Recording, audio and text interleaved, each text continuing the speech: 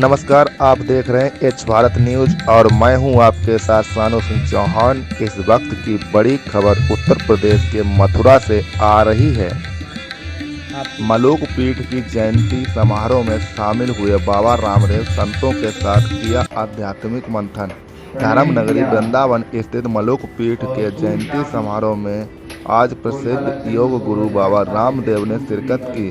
देश भर से जुटे संत महात्माओं की उपस्थिति में आयोजित इस भव्य कार्यक्रम में बाबा रामदेव ने संतों से भेंट कर धर्म और योग के महत्व पर चर्चा की।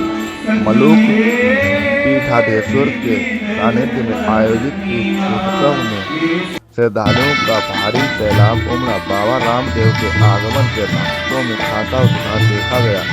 इस दौरान आध्यात्मिक चर्चाओं और संतों के संगम से पूरी नगरी भक्ति में नजर आई। एक भारत न्यूज के लिए मथुरा से